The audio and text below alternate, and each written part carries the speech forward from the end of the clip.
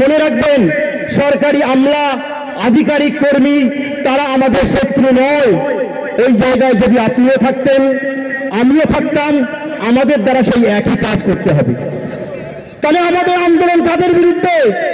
আমাদের আন্দোলন বিরুদ্ধে তাদের বিরুদ্ধে যারা ল মেকার, আইন তৈরি করে কারা? পার্লামেন্টে যারা ল মেকার, তারা যেভাবে ভারতবর্ষের মুসলমানদের দ্বিতীয় শ্রেণীর নাগরিক করে রাখার চক্রান্ত চালাচ্ছে, এর বিরুদ্ধে আন্দোলন। অনেক অমুসলিম ভাইরা বলতে পারেন যে আমি তো মুসলিম নই, তাহলে আমি কেন ওয়াকাফ আন্দোলনে যাব? আমি তো শিখ নই, তাহলে আমি কেন ওয়াকাফ আন্দোলনে যাব?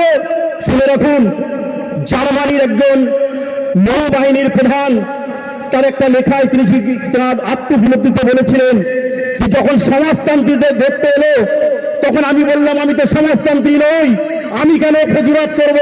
যখন কমিউনিস্টদের ধরতে এলো, তখন আমি বললাম আমি তো কমিউনিস্ট নই, আমি কেন প্রতিবাদ করব? যখন ইহুদিদের ধরতে এলো, তখন আমি বললাম আমি তো ইহুদি নই, আমি কেন প্রতিবাদ করব? যখন আমাকে ধরতে এলো, তখন আমি চিৎকার করে বলছি বাঁচাও বাঁচাও বাঁচাও, কিন্তু আমাকে বাঁচানোর মতো কেউ ছিল না।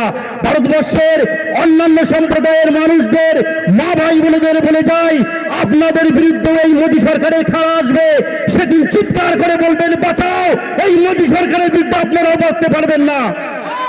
কি করে বাঁচবেন? রোহিত ভেমুলার হায়দ্রাবাদের ছাত্র, সে মুসলিম ছিল, কি করে বাঁচবেন?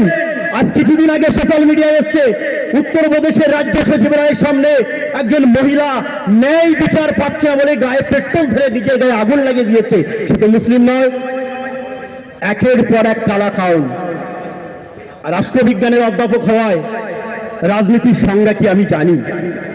তো সেই নিরিখে বলছি, তত্ত্বগতভাবে বিজেপি কোনো রাজনৈতিক দল নয়। গণতন্ত্রের পোশাকই সে সংজ্ঞা, সেই সংজ্ঞায় তার যে বৈশিষ্ট্য, সেই বৈশিষ্ট্য বিজেপির রাজনৈতিক দলের বৈশিষ্ট্যের পরিপন্থী। তারা তো এসছে 1980 সালে, ধর্মের জিগির, হিন্দুটা হিন্দুস্তান, মুসলিম ভাগে পাকিস্তান, এই স্লোগান দিয়ে তো তারা এসছে। আজকে বড় বড় কথা, রাষ্ট্রবাদী মুসলিম। তুমি তো সংসদে দাঁড়িয়ে বলছো যে এই ওয়াকফ কা কানুন হয় মুসলিম কে ভলাই কি নেই। তা মুসলিমকে নিয়ে ভলাই কে যদি আইন হয়, তাহলে সংখ্যালঘুদের জন্য কোনো মুসলিম মন্ত্রী নেই কেন? সংখ্যালঘুদের জন্য স্কলারশিপের টাকা কাটা হচ্ছে কেন? আসলে আমার কথা নয়, অনেক হিন্দু রাজনৈতিকবিদ। আর আপনারা একটা কথা বলে রাখি, আপনারা আদৌ আতঙ্কিত হবেন না। ভারতবর্ষ সাম্প্রদায়িকতার বিষয়ে হিন্দু রাষ্ট্র হবে অতটা সোজা? অতটা সোজা?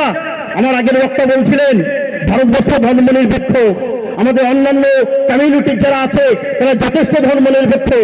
ভারতবর্ষ ধর্মনিরপেক্ষ বলে, ধর্মনিরপেক্ষতার পরিচয় আছে বলে আমাদের অনেক অমুসলিম ভাইরা ধর্মনিরপেক্ষ বলেই 240-এ তুমি আটকে গেছো। এটাকে মাথায় রেখে দিও। আজকে পার্লামেন্টের সংখ্যাগরিষ্ঠতার বড়াই দেখাচ্ছ, মনে রাখবেন ওই পার্লামেন্টে সংখ্যাগরিষ্ঠতার বড়াইতেই আরএসএস কে ব্যান করা হয়েছিল। আবার সময় আসবে, আবার সময় আসবে, ওই পার্লামেন্টের মাধ্যম দিয়েই ভারতীয় জনতা পার্টিকেও ব্যান করা হবে। তার জন্য দরকার আমাদের ইউনিটি। তোমরা সারা ভারতবর্ষে সাম্প্রদায়িক দিকে তুলবে, আর এদিকে রাষ্ট্রবাদী মুসলিমের কথাবার্তা বলবে। সমগ্র আপনি 1 মিনিটের জন্য ভুলে যান আপনি মুসলিম, 1 মিনিটের জন্য ভুলে যান আপনি হিন্দু। আপনি ভাবুন তো, ভারতীয় নাগরিক হিসাবে এই সরকার আপনাকে কি দিয়েছে? কৃষক বিল, কালাকাইন, দেশে প্রত্যেক দিন কত কত কৃষক মারা যাচ্ছে, শ্রমিকরা তাদের নিজস্ব প্রিয়তা পাচ্ছে না। একটা কথা বলেই শেষ করব।